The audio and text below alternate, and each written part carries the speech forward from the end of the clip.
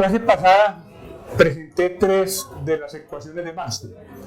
Completo ahora con la cuarta. La ley, la llamo así, de Ampère-Maxwell.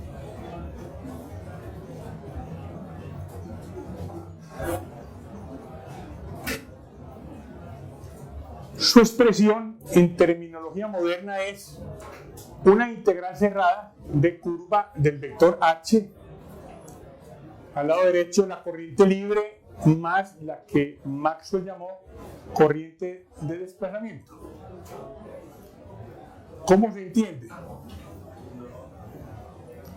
Supongamos que esa curva cerrada, que no tiene que coincidir con un material, esté en una región donde existe un campo electromagnético, eléctrico y magnético.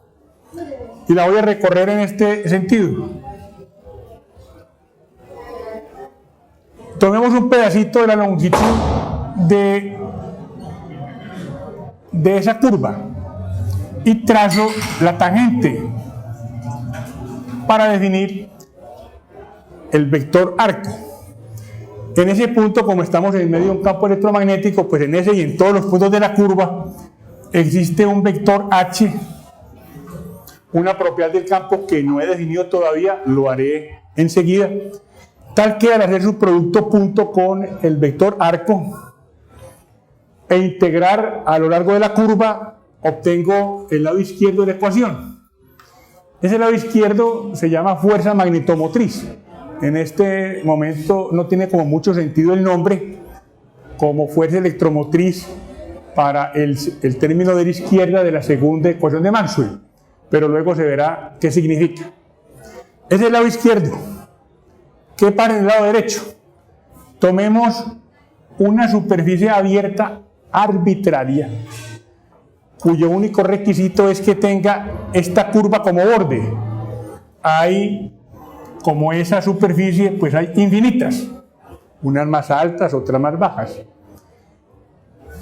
En el lado derecho tomo en cuenta toda la corriente libre que esa curva enlace, tomada como un lazo, la corriente libre que va por su interior, y la corriente de desplazamiento, que se evalúa de esta manera. Tomo cualquiera de los puntos de la superficie abierta, allí tomo el vector diferencial de área que ya definí en la clase pasada. Como estamos en medio de un campo electromagnético, ese campo tiene en este punto una propiedad de, en la clase pasada lo llamé densidad del flujo eléctrico. Hago el producto punto de esas dos cantidades, integro en la superficie abierta, saco la derivada con respecto al tiempo, le sumo la corriente libre y eso da el lado izquierdo. Digamos que milagrosamente, esa es la ley. Al lado izquierdo una cantidad completamente magnética, al lado derecho una corriente que llame libre, que enseguida les explico qué es, más una corriente un poco misteriosa, una corriente de campo que se denomina corriente de desplazamiento. Esa es la ecuación de Maxwell. ¿Cuál es su origen? ¿Qué era lo que había antes de Maxwell? La llamada ley de Ampère.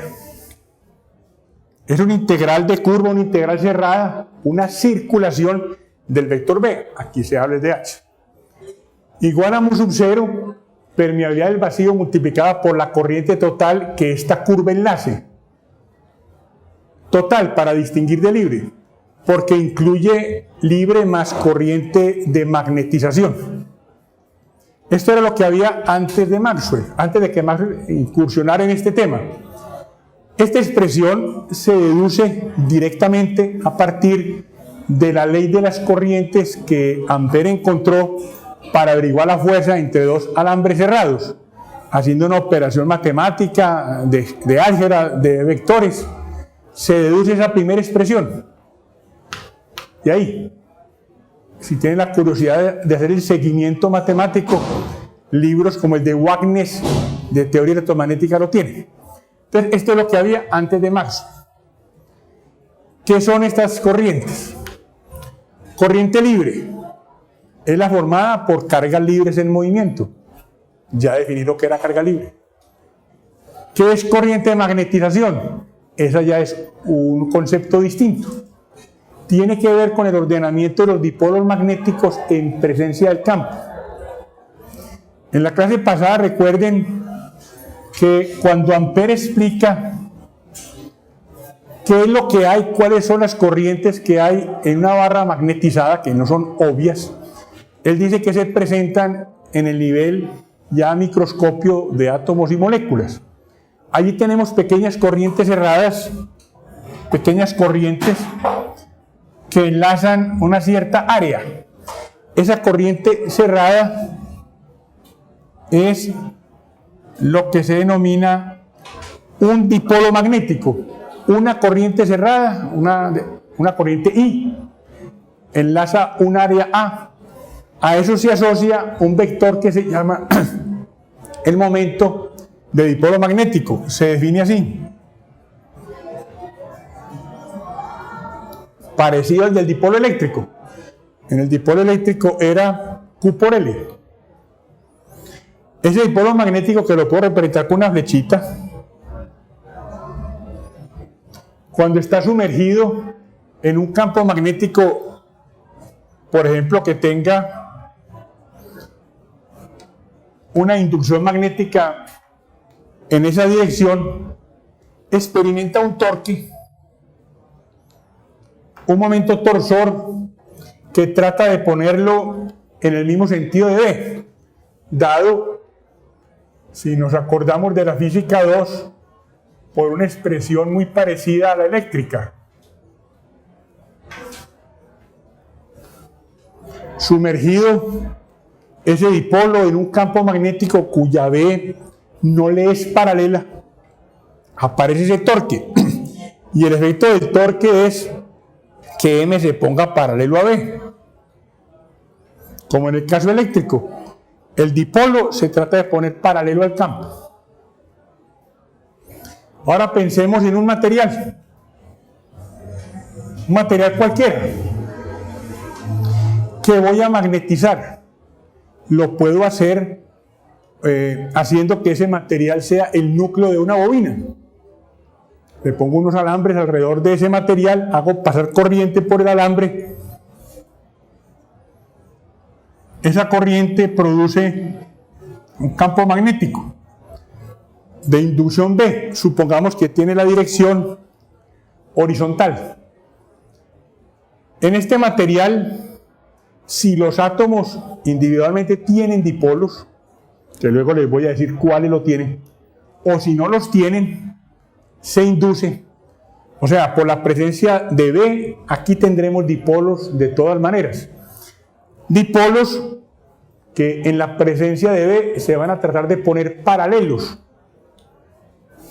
Entonces puedo representar esto con un conjunto de flechitas, cada una por átomo, poniéndose aproximadamente paralelos en la dirección de B, estimulados por ese torque que obra sobre cada uno de los átomos, de cada dipolito. Tratan de ponerse paralelos a B. Esa orientación más o menos en dirección de B, como en el caso eléctrico, se va a caracterizar por un vector, voy a llamarlo el vector magnetización. Es la cantidad de dipolos magnéticos que se pueden encontrar en una unidad de volumen. Se toma una parcela de volumen, ahí hay un conjunto de átomos, cada uno tiene su dipolo. La cantidad de ellos por unidad de volumen es lo que llamo M, su nombre, magnetización. Cuando no hay dipolos o los dipolos están desordenados, pues M0. Cuando se aplica el campo B, esos dipolos se empiezan a poner paralelos y M crece. Eso es lo común. Luego veremos que hay materiales ferromagnéticos donde hay detalles que se distinguen de lo que llamé común. Si hago un corte, si corto ese objeto por un plano perpendicular a la dirección de B, entonces puedo obtener un cuerpo así. B en esta dirección. y los dipolos en el interior del cuerpo del objeto que dejé a la izquierda. Estoy estudiando en el corte el objeto a la izquierda. Cada flechita de esas corresponde a una corriente que le es perpendicular a la flecha. Entonces, cada flechita de esas perpendicular a esta sección recta correspondería a una corriente cerrada en cada átomo de este estilo. Una por cada átomo. Recuerden que el número de átomos es inmenso. 6, el número de Avogadro, 6, más o menos por 10 a la 23 átomos por cada átomo gramo. Estas corrientes que equivalen a esos dipolos, por ese ordenamiento, van a dar lugar, cada uno aporta un poquito a una corriente que se establece sobre la superficie. No es un electrón que está haciendo el recorrido, sino lo que aporta esta órbita, esta otra, da lugar a una corriente en esta superficie. La llamo K por ser superficial, le asigno el subíndice M para indicar que es de magnetización. Igualmente en su interior aparecen en el interior corrientes volumétricas que distingo por la letra J.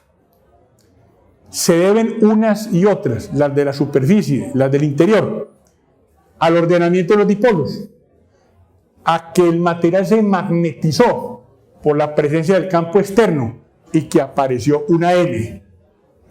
Esas corrientes se pueden calcular a partir de M con este par de operaciones.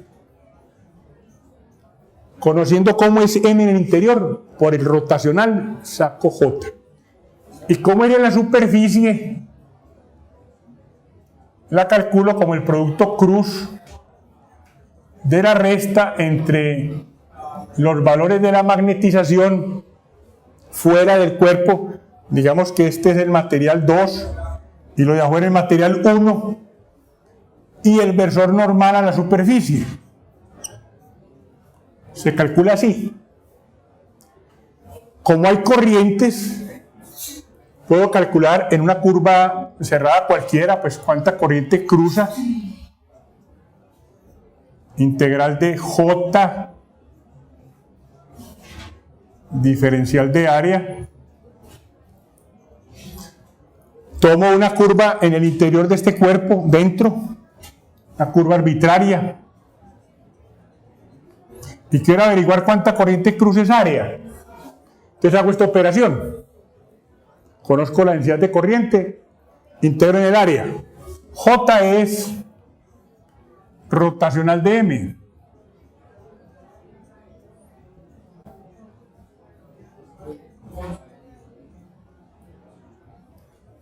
Esas corrientes aparecieron por el ordenamiento de los dipolos, porque el material se magnetiza, y se magnetiza cualquiera. Este marcador lo arrollo con una bobina, hago pasar corriente por la bobina y se magnetiza. Tal vez no sea tan notorio el magnetismo como si fuera de hierro. Por el teorema del rotacional, esta integral se convierte en esta integral de línea, esta integral de superficie, M diferencial de arco. Siendo esa curva aquella que definí para averiguar el área que era cruzada por la corriente de magnetización. Esas son estas corrientes. Sustituyo en la ecuación que llamé de Ampère, o sea, la ley que a partir de la de corrientes de Ampère se podía establecer antes de Maxwell. Y así encuentro integral de BDS es igual a mu sub 0, la corriente libre más la de magnetización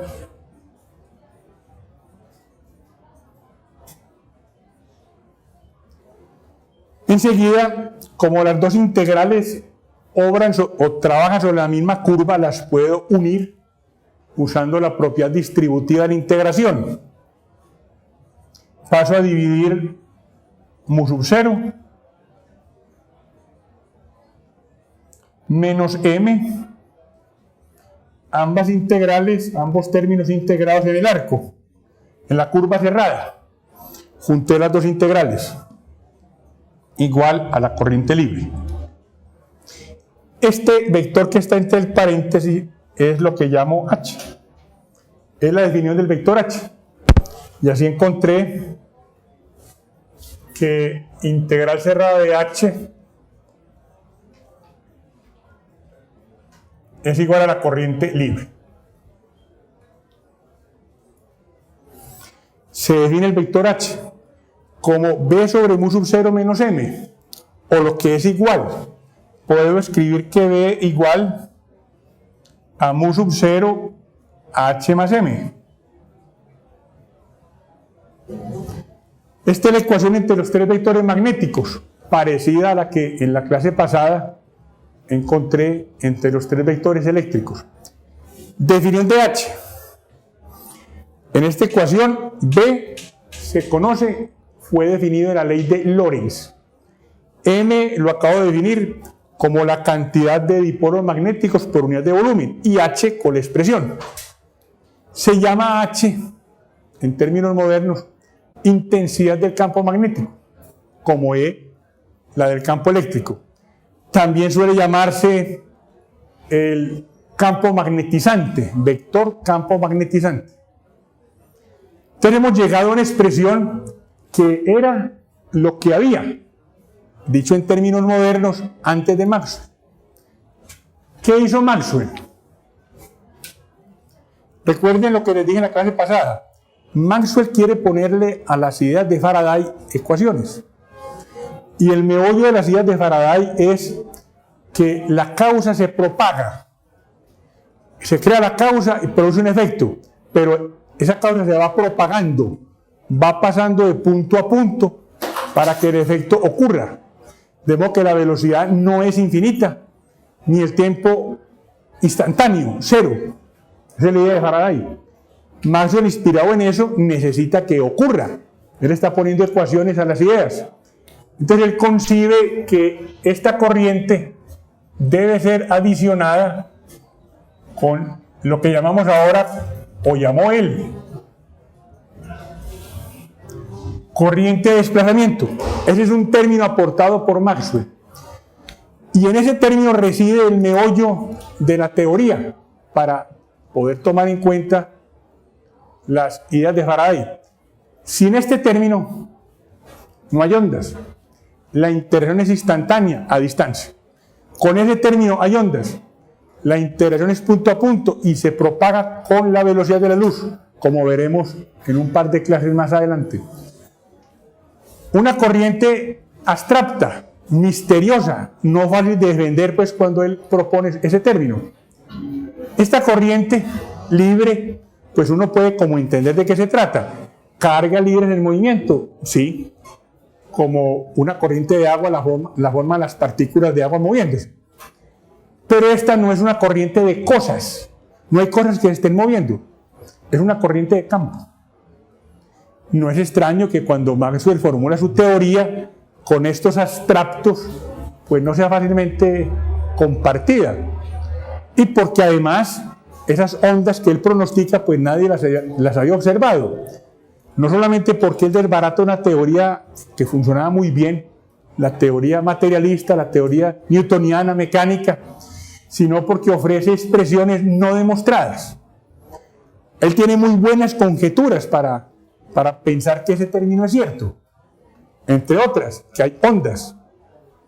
Cuando la onda se descubre por Hertz, tiene razón Maxwell, y estos términos que él insertó en la ecuación, más las interpretaciones que vimos en las tres ecuaciones anteriores, todavía tiene sentido. Les justifico un poco este término, sin demostrarlo, porque esto es un postulado. No se puede demostrar un postulado, pero podría refutarse. Les pongo un ejemplo donde se le dé como sentido al término. Un circuito RC se va a energizar cerrando un switch por medio de una batería de voltaje constante. Tengo en ese circuito un resistor de resistencia R, un capacitor de capacitancia C. Cierro el switch. En un instante que llamo cero. La ecuación diferencial no es de resolver. B sub 0 igual a RI más el voltaje de la capacitancia Q sobre C. Se integra y encontramos la expresión de la corriente. Es transitoria. Cuando cierro el switch se establece y va atenuándose paulatinamente hasta que desaparece cuando el capacitor está cargado. Mientras la corriente existe, surge esta inquietud. ¿Cómo es posible que haya corriente en ese circuito si aquí el circuito está abierto? Si en esta región, entre las armaduras del capacitor, lo que tengo es un aislante. No puede pasar por ahí corriente libre, el aislante lo prohíbe. Entonces, ¿cómo está cerrado el circuito? Es que por aquí lo que hay es corriente de desplazamiento. Ese es el circuito. Por la parte de los alambres, tengo corriente libre más corriente de desplazamiento, pero esta segunda con respecto a la primera, como veremos más adelante, salvo altas frecuencias, es despreciable. Corriente libre en los conductores, los alambres. Y aquí corriente de desplazamiento, la que necesito para cerrar el circuito. Esto no es una demostración de que este término existe. La teoría de la acción a distancia también es capaz de explicar este fenómeno de otra manera, pero es persuasivo para probar pues la necesidad de ese término. No se demuestra con esto, no se comprueba, solamente cuando la onda electromagnética se percibe, se le da credibilidad al término. Estas son las ecuaciones de Maxwell, las 4 ecuaciones de Maxwell. Integral cerrada del vector D igual a la carga libre. Integral cerrada del vector E en una curva cualquiera. Cambio en el flujo magnético enlazado por esa curva. En el tiempo, con signo menos. Integral del vector B en cualquier superficie, 0. Y esta, la cuarta,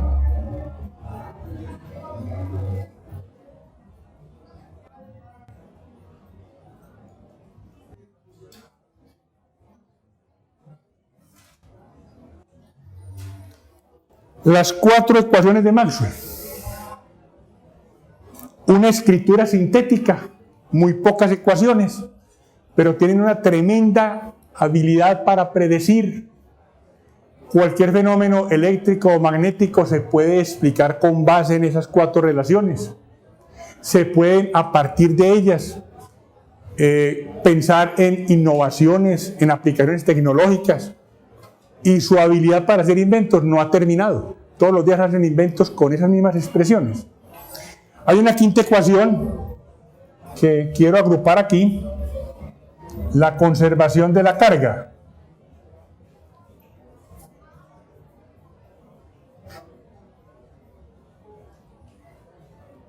O sea que la teoría del campo tiene 5 ecuaciones, más un conjunto pues de ideas. Averiguar un campo electromagnético. Quiero averiguar el campo electromagnético en una región del espacio. ¿Qué es averiguarlo? Es conocer cuánto da D, E, B, H, J. Si conozco esas propiedades, estoy determinando el campo. Estas ecuaciones tienen un inconveniente. Esas incógnitas están metidas dentro de la integral. Solamente en casos de mucha simetría puede uno sacar la incógnita D, E, B, H de la integral. Esferas, cilindros, planos, con mucha simetría. En cada caso hay que definir la gaussiana, o sea, la superficie cerrada en la que aplico, por ejemplo, esta ley o esta, para tener claro qué es lo que encierra. O la amperiana, para tomar en cuenta la curva cerrada en esta segunda y esta cuarta. Hay que definir la curva para saber qué es lo que ella enlaza. Pero repito, solo en casos de mucha simetría puedo averiguar D, B, H y J. Y cuando no hay simetría, ¿qué hacemos? Porque la pretensión del curso es poder averiguar E, D, B y H en cualquier condición de espacio y tiempo, en cualquier punto de una región y en cualquier instante. Hay que apelar a las llamadas formas puntuales. Las formas integrales que tengo aquí son completamente generales, sin contradicciones, funcionan perfectamente en el ámbito macroscópico. Es decir, con ella no puedo explicar relaciones en los átomos. En ese mundo microscópico es la física cuántica. Pero en el ámbito macroscópico no hay ninguna restricción a estas ecuaciones. Las formas puntuales sí tienen restricciones. Dos. Las llamo puntuales porque tienen vigencia en un punto cualquiera del campo. Esto es una relación entre D y Rho, E y B, en un punto del campo.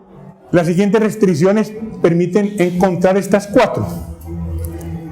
Que en el punto donde la ecuación se va a escribir, en ese punto, las funciones que se diferencian, rotacionales implica sacar derivadas, divergencia, que en ese punto las funciones existan, que sean continuas, que sean diferenciables, es decir, que tengan las propiedades matemáticas apropiadas, si no, no puedo sacar derivadas. Primera restricción. Y segundo, que aquellos cuerpos donde el campo existe, volúmenes, superficies, curvas, estén quietas. El campo se mueve, pero los objetos que tiene el campo voy a suponer que están en reposo. Es una restricción que tiene consecuencias, como enseguida les voy a mostrar. Y además, para obtener las formas puntuales, voy a apelar al teorema de la divergencia, que permite convertir una integral de superficie cerrada en una integral sobre el volumen encerrado, pero de la divergencia, siendo R cualquier vector. Teorema de la divergencia, teorema de Gauss. Teorema de rotacional. Una integral de línea, una circulación, se convierte en una integral de superficie. Aquí corrijo, esto es A vector, diferencial de A. Un error en el acetato. Con base en estos dos teoremas, y con la condición que estoy imponiendo, se deducen las formas puntuales. Por ejemplo, voy a obtener la correspondiente a la segunda. Supongamos que con ese contorno represento una región del espacio donde existe un campo electromagnético y que en todos los puntos interiores a la región el campo tiene existencia, no pasa por infinito, es diferenciable, es continuo. Tomo una curva cualquiera, de cualquier tamaño, pequeña o grande, con la condición de que todos los puntos estén en la región. Y ahí, entonces, segunda ecuación de Maxwell, integral de E de S igual a menos derivada en el tiempo de integral de B de A. Pues, obviamente la ecuación de Maxwell se aplica. Pero el lado izquierdo, de acuerdo con el teorema del rotacional, nos permite convertir esta integral de curva en el rotacional del vector E, hecha la integral en una superficie abierta cualquiera, una superficie cualquiera que tenga esa curva como borde. Es el teorema del rotacional. De aquí puedo pasar abajo, pues la condición es que la función de E en todas partes sea continua diferenciable. Al lado derecho le debo sacar la derivada al flujo magnético a través de esta superficie abierta. Ese flujo puede cambiar individualmente por tres razones. Porque B cambie con el tiempo, porque el área cambie con el tiempo. Podríamos tener áreas que van creciendo. Y porque la orientación entre el vector B y el vector área cambie con el tiempo. Individualmente, tres motivos de cambio y puede haber combinaciones. Muchas cosas pueden cambiar. Estoy poniendo la condición de que los cuerpos no se muevan. Al hacerlo, entonces, el área no puede cambiar con el tiempo. La orientación con respecto a B tampoco. Pues estoy poniendo esa restricción. En tal caso, le estoy sacando la derivada con respecto al tiempo a esa integral. ¿Cómo se le saca la derivada a una cantidad que está en la integral? De manera muy general, según sea lo que cambia dentro de la integral, se aplica la llamada regla de Leibniz. Derivación debajo del signo integral. Bueno, es muy fácil. Como el único que cambia es B, introduzco la derivada para aplicársela solo a B.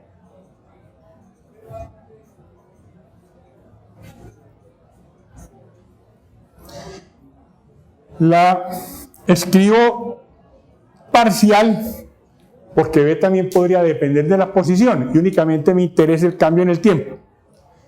Si el área o la orientación entre el área y B cambiase con el tiempo, habría que poner aquí más términos.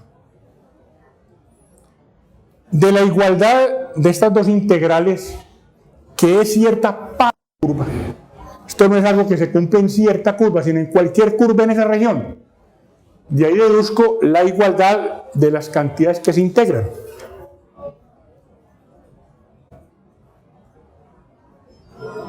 Y esta es la forma puntual que corresponde a esta ecuación. Algo semejante para las otras.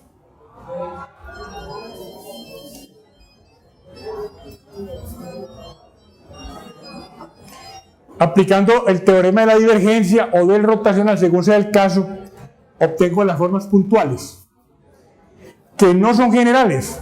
Las integrales sí, las puntuales tienen las restricciones que he mencionado y van a tener consecuencias. Lo mostraré en las clases siguientes.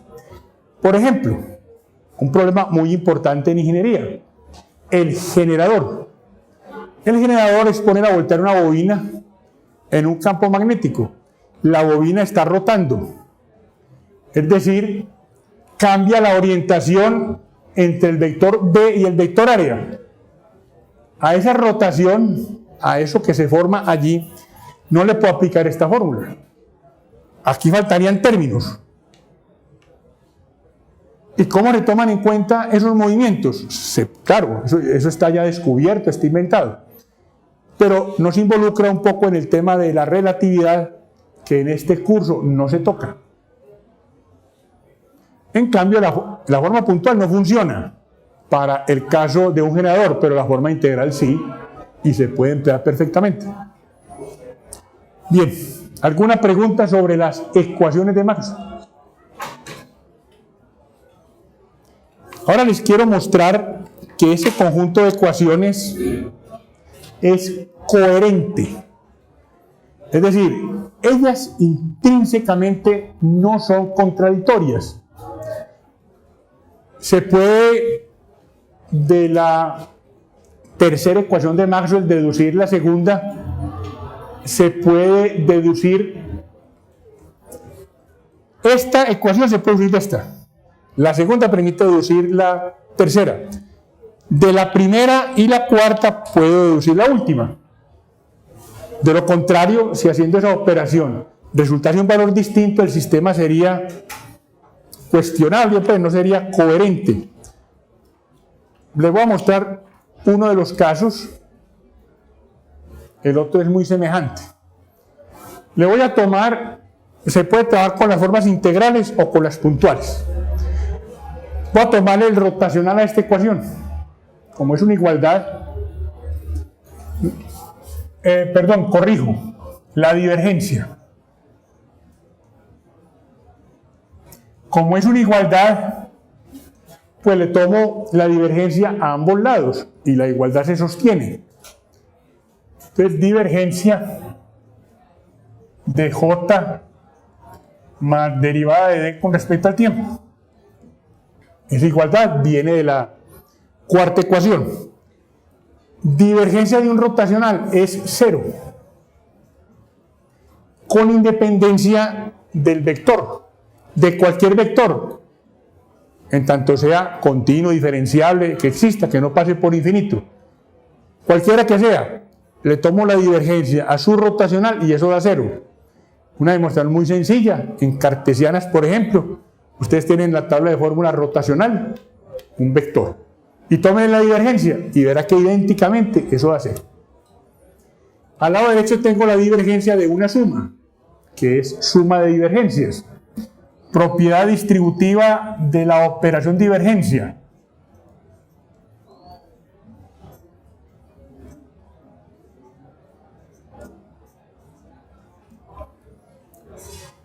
Voy a despejar divergencia de J.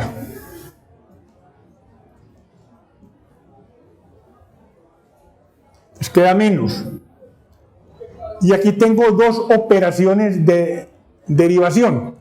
A D lo derivo con respecto al tiempo y después con respecto a la posición. Como las funciones son continuas, puedo conmutar el orden. D2y sobre x y z es lo mismo que D2y, z y x. Puedo conmutar el orden. Entonces me queda derive con respecto al tiempo de la divergencia de D. En funciones continuas puedo hacer eso garantizado. Y de la primera ecuación de Maxwell, allá la ven, eso es ρ. Entonces menos derivada de ρ libre con respecto al tiempo.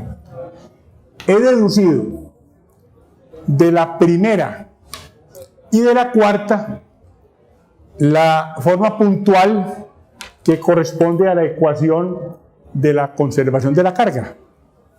Si el sistema no fuese consistente, me hubiera dado una equivocación, pero no me hubiera dado esta.